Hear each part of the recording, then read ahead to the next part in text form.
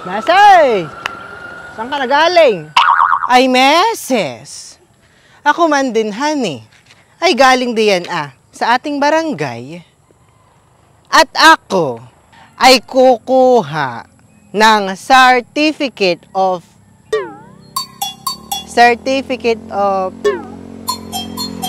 indigency, Meses. At itong aking apo naman ay nakagat ng pusa.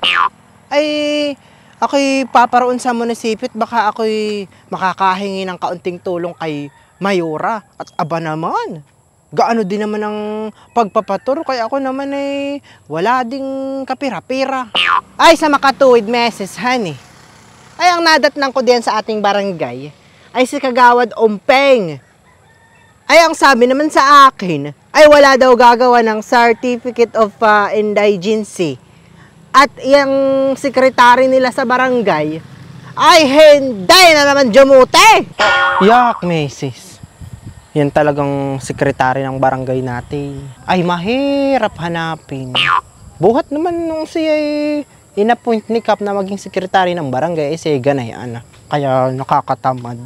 Ay, hindi mo pinarbahang puntahan sa kanila at baka naman nasa bahay nila. Aba, Meses. Ako'y pumaroon na din sa bahay ni sekretary. Ay, ang nadatnang ko naman doon ay mga anak. Wala din daw doon yung kanilang ina. Ay, awan nga baga. Kung sana naglalog yung sekretary ng barangay nating iyang. At pag may kailangan hindi na makagilap. Iya.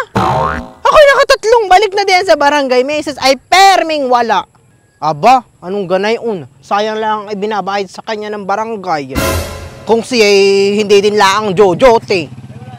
Sa pagkakaalam ko, pag sekretary ng barangay, dapat ay kayo napasok Lunes hanggang Biyernes mula alas 8 ng umaga hanggang alas 5 ng hapon, di ba ka? Parang sa opisina lang ang ganayon. Ay anak, yung si sekretary Melody may sariling schedule. Ako'y napapagod na. Kababalik-balik dito sa ating barangay At aba, talagang di ko na matuntun yung si Secretary Melody. Ako na may isa pa ding taka dito sa kay Kagawad Umpingan At siya kagawad ng barangay ay dapat ay alam din niya kung paano gumawa ng ganayong certificate. At paano nga pagkaganayang wala siyang secretary nila. Di ba ga? Mga mahihina talaga ang ganayon. Speaking message of Melody. Bayan uha nakamotor. Sek! Aba! Katapalay dito lang magtatagpo. Mula pa nung Lunes ay kayo hinahanap ko na.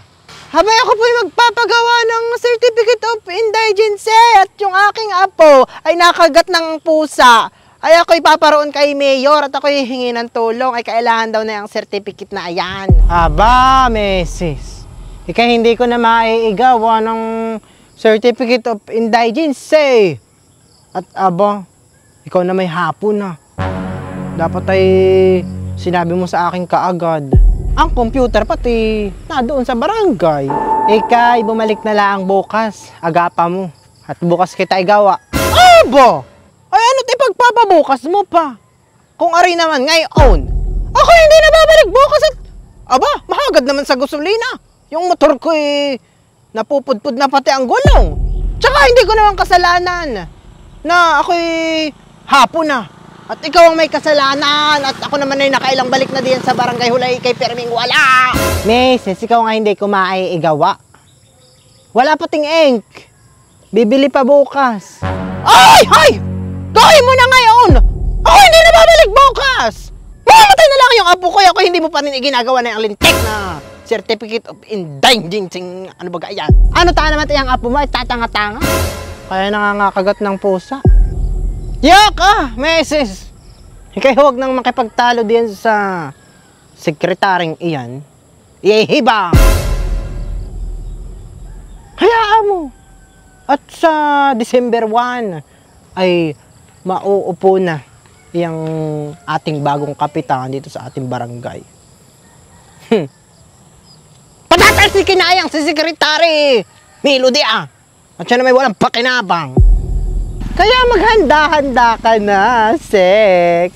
Dahil 25 days to go, ligwa ka na. Tsaka sa totoo lang din naman, ay ang secretary nating iyan ay walang alam. Ang alam lang na ay magpaganda at magtaray. Darna!